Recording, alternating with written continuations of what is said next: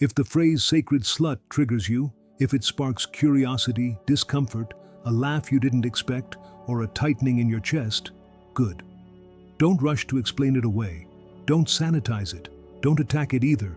Just notice what it activates in you, because in Jungian terms, whatever activates you is rarely random. It's a signal from the psyche. The words themselves are not the point. They're a door.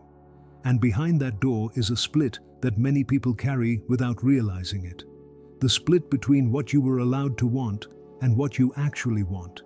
Between your acceptable self and your charged, instinctual, erotic self. Between the polished persona you present to the world and the raw current of libido underneath it.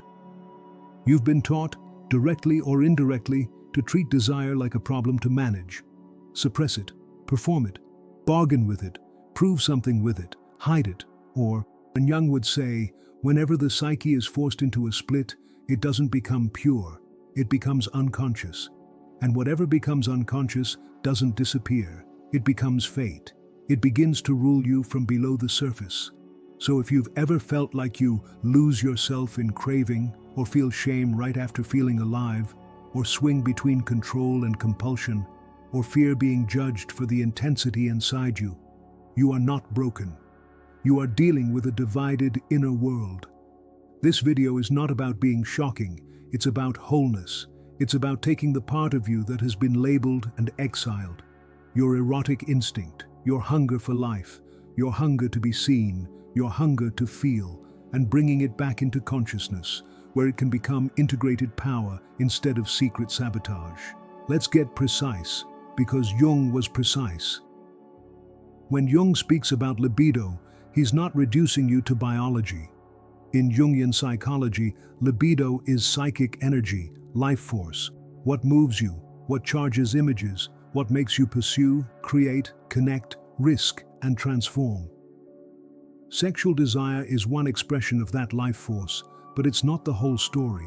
The mistake modern culture makes is that it either trivializes desire into entertainment or moralizes it into guilt. Both are forms of avoidance. Jung's approach is different.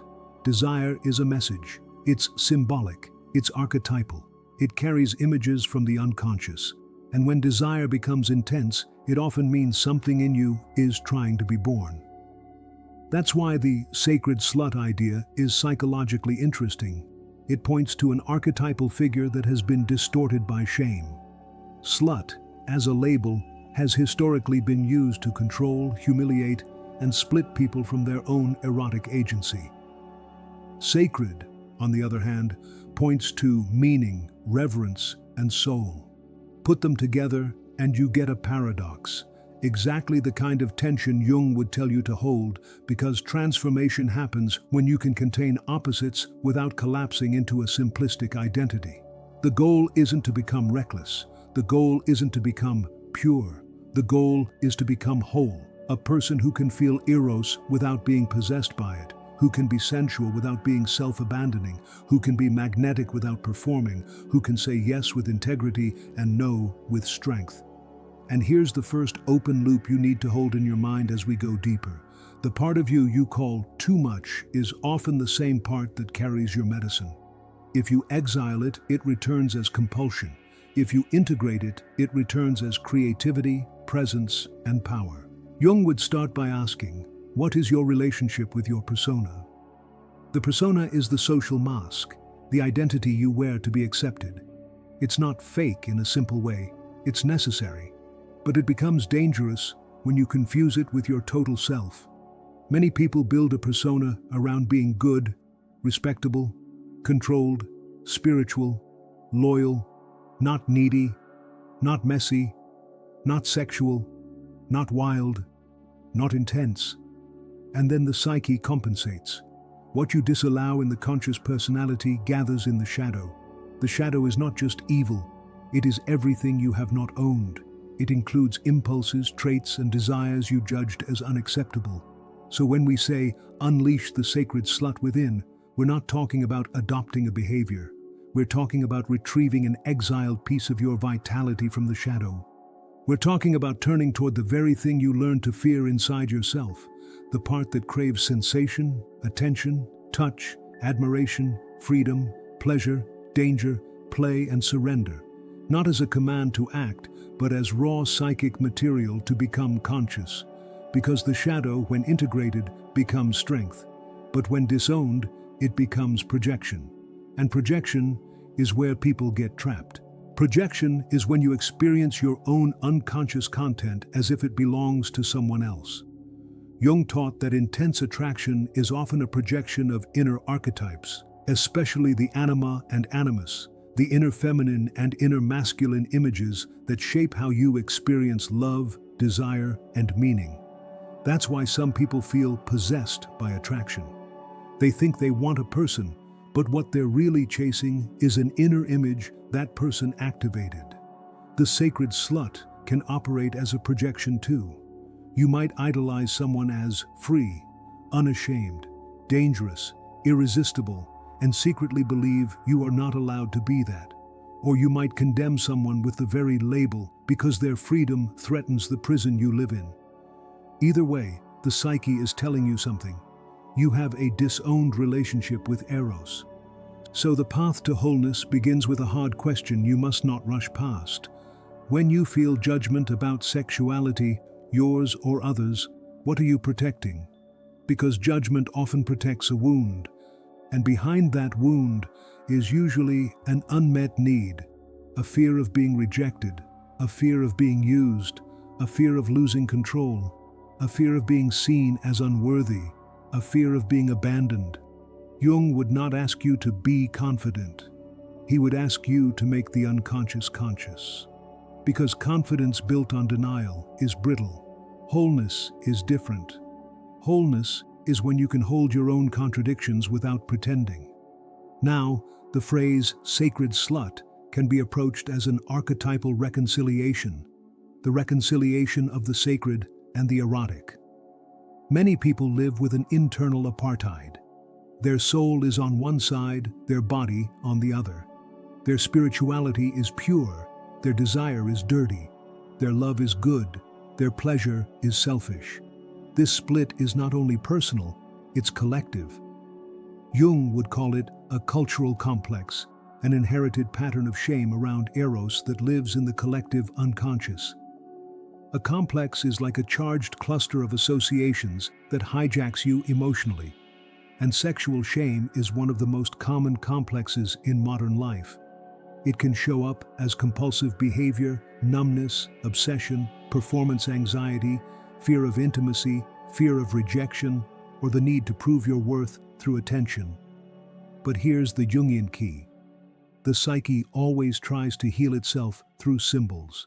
That means if you feel drawn to reclaim a forbidden figure within you, it may be the psyche's attempt to restore balance. The sacred slut is a symbol of Eros reclaimed from shame and returned to meaning.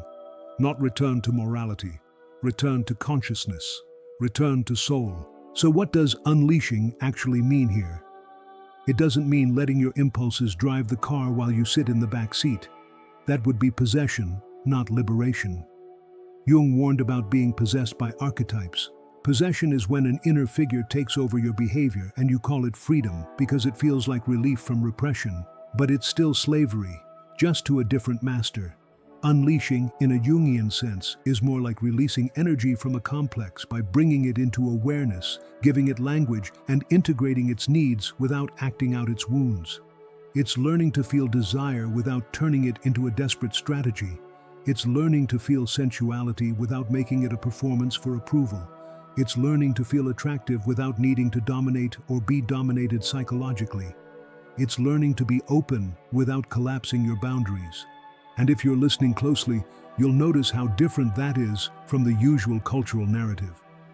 Culture says, either suppress desire or indulge it. Jung says, transform it, integrate it, sublimate it when needed, not as repression, but as alchemy. Libido can be channeled upward into creativity, purpose, clarity, and presence, but it can also be brought downward into embodiment, stability, groundedness, and intimacy. The point is, you become the one who relates to the energy instead of being used by it. Here is where the shadow work becomes unavoidable. The erotic shadow doesn't only contain pleasure. It also contains rage, envy, hunger for validation, fear of rejection, and the urge to prove yourself. It contains the wounded child who learned that attention equals safety. It contains the part that believes love must be earned through desirability. It contains the part that confuses intensity with intimacy. It contains the part that is terrified that if you are truly seen, you will be judged and left.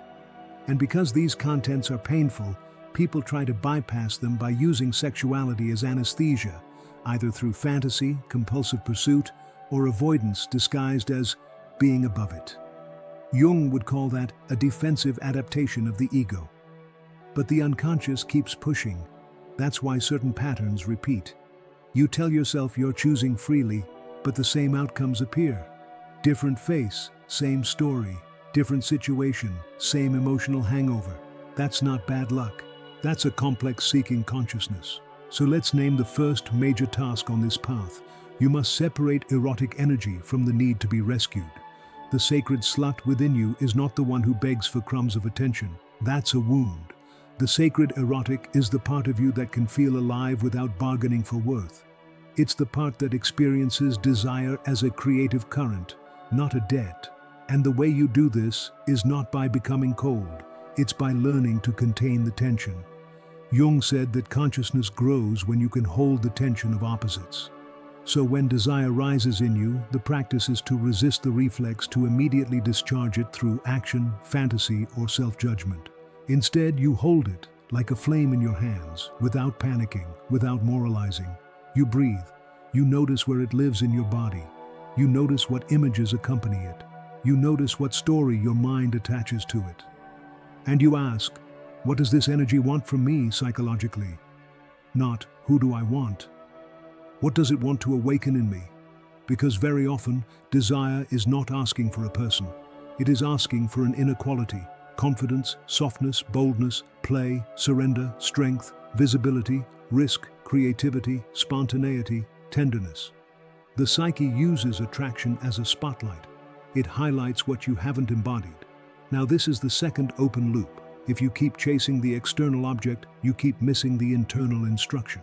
The moment you turn toward the instruction, your entire relationship with Eros changes. You become less desperate, more discerning.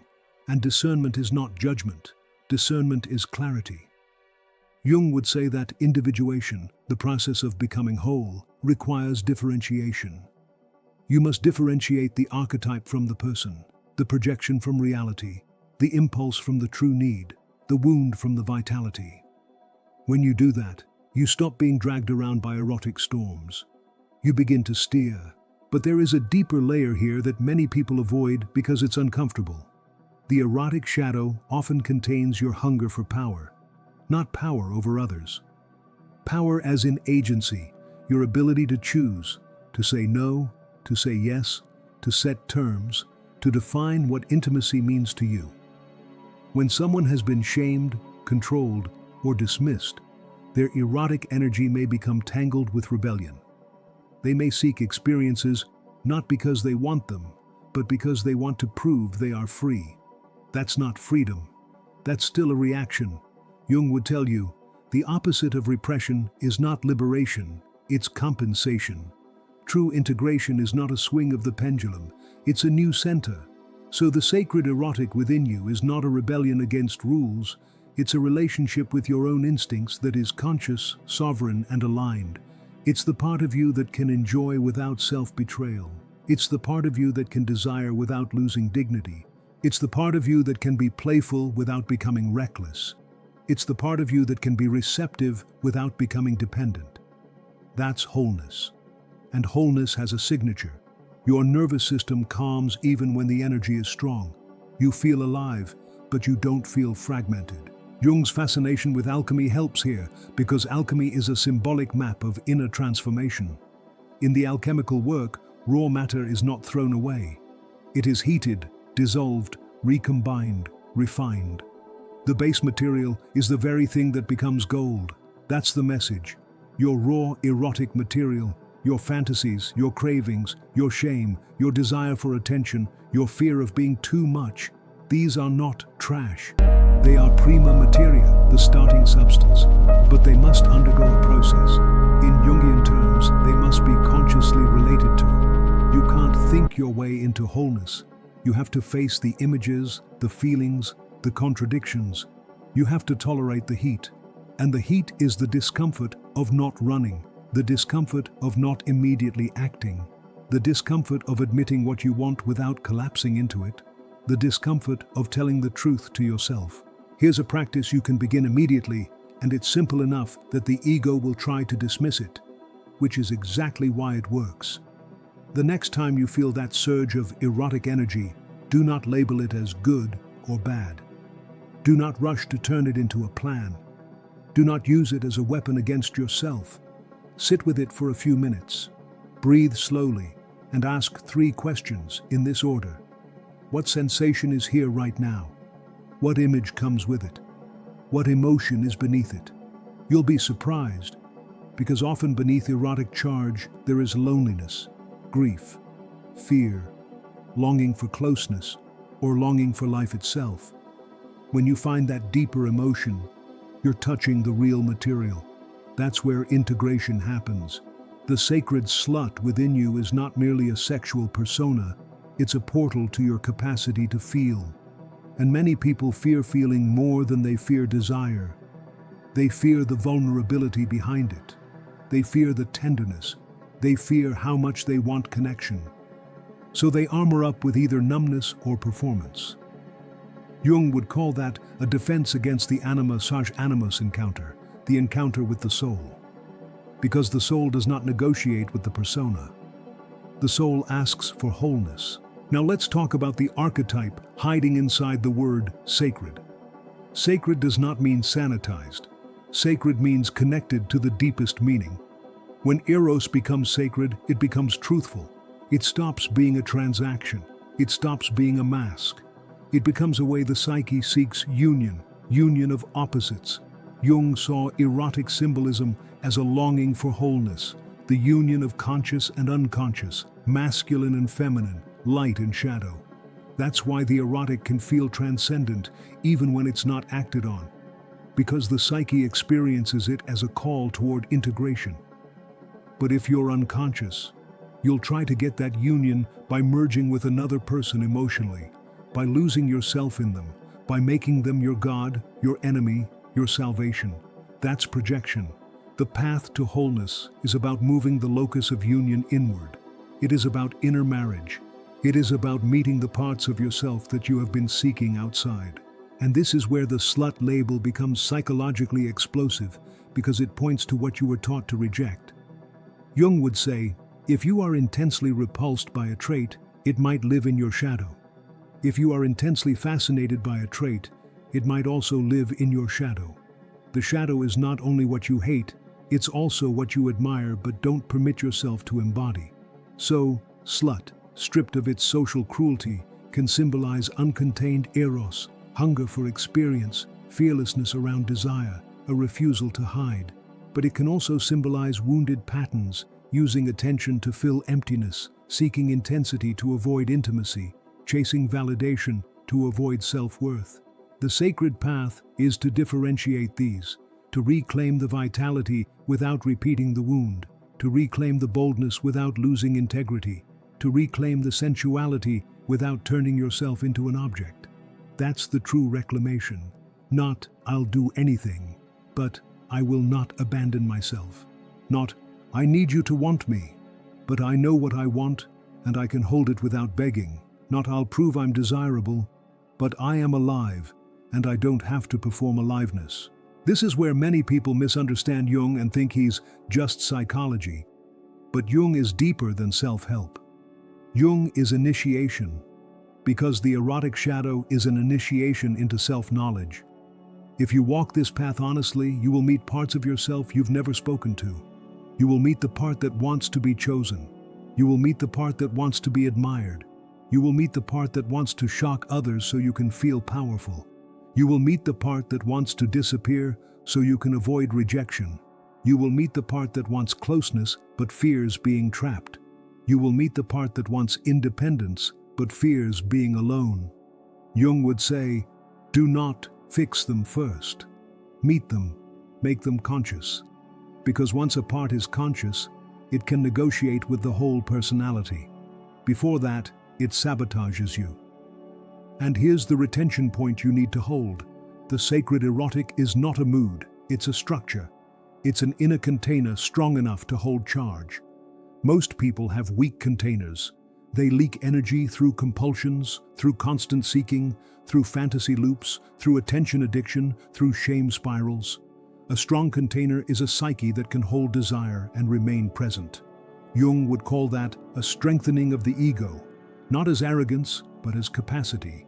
When the ego is strong, it can relate to the unconscious without being swallowed. That means you can feel deep desire without losing your values. You can feel attraction without confusing it with destiny. You can feel sensuality without collapsing into impulsivity. You can feel hunger for intimacy without turning it into manipulation. That is what sacred means in practice. You become reliable to yourself. Now I want you to notice something subtle. When people talk about sexuality, they often talk about technique, performance, strategy, or morality. Jung would steer you away from all of that and towards symbolism. So ask yourself, what does your desire symbolize in your psyche? If your desire is intense, what is it compensating for? If your desire is numb, what has been repressed? If your desire becomes obsessive, what projection is active? If your desire feels shameful, whose voice are you still obeying inside your mind? And here's the most important question of all. What part of you did you have to exile to be loved? Because the persona forms around that bargain. If I hide this, I'll be safe. And then you grow up and the bargain keeps running even when it no longer protects you. The sacred slut within is often the part you hid to be acceptable. It's the part that refused to be small. It's the part that wanted to feel everything. It's the part that wanted to express, initiate, receive, and radiate. And it didn't disappear, it went underground. It became shadow. So unleashing it is not becoming reckless. It's ending the bargain. But you cannot end the bargain by force. You end it by integrating the opposites: reverence and desire, innocence and experience, self-respect and sensuality, boundaries and openness, play and seriousness, autonomy and devotion. Jung would say, the psyche seeks wholeness, not purity. Purity is often a defense. Wholeness is a synthesis, and synthesis is born from tension.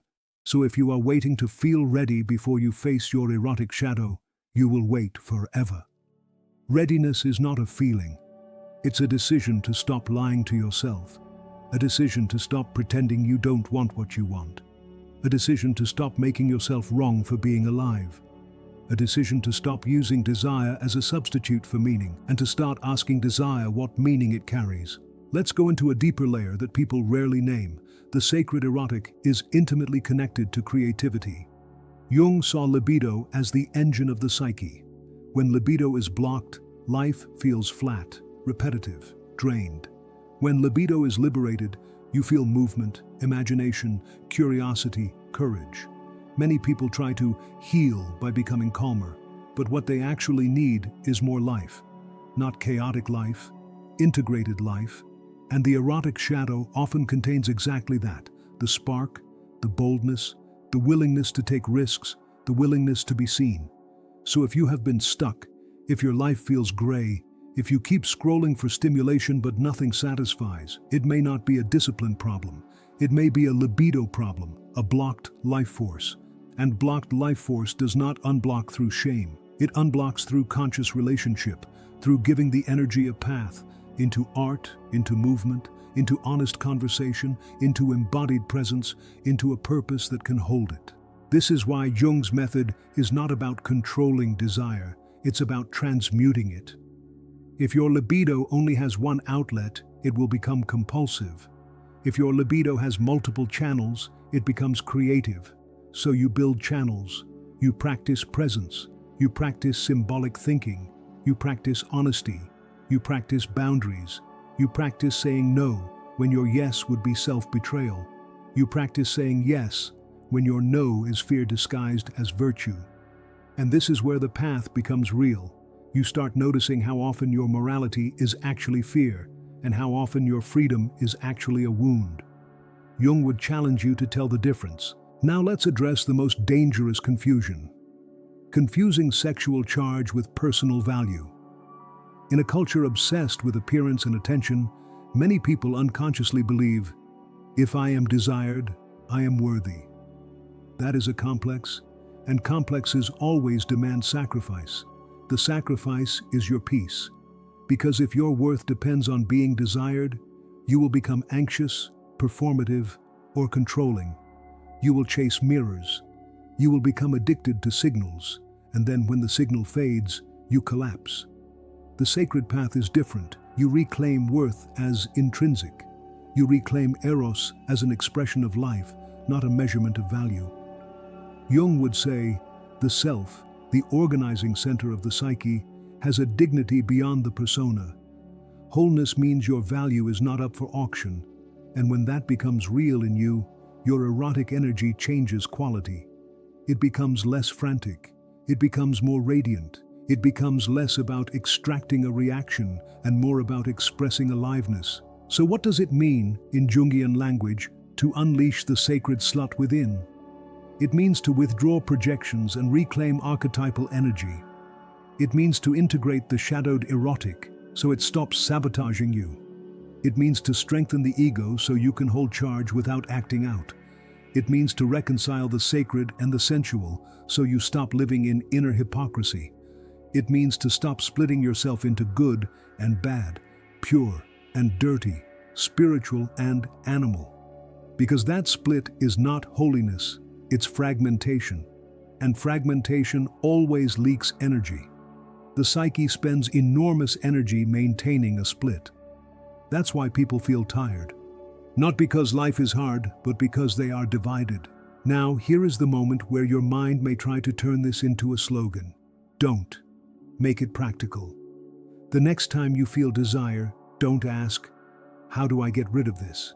And don't ask, how do I satisfy this? Ask, how do I relate to this? That single shift moves you from compulsion to consciousness. Then notice what happens when you refuse to abandon yourself. Notice what happens when you say, I will not use my desire as a way to punish myself. Notice what happens when you let desire be present without turning it into a story. You'll start to feel something else underneath, a deeper longing. Often, it is a longing for union, not necessarily with a person, but with your own life. A longing to be in your body, a longing to be true, a longing to stop hiding. And if you go far enough, you'll discover something that Jung hinted at again and again. The deepest transformation is not becoming better. It's becoming more real. The sacred erotic is reality. It's life force. It's the psyche moving toward wholeness through sensation, attraction, imagination, and meaning. When you stop fearing it, you stop being owned by it. When you stop moralizing it, you can listen to it. When you stop trivializing it, it becomes guidance. And when you stop projecting it, it becomes an inner marriage, an integration that changes how you walk, how you speak, how you choose, how you connect, how you create, how you say yes, how you say no, and how you stay with yourself when the old shame tries to pull you back into hiding.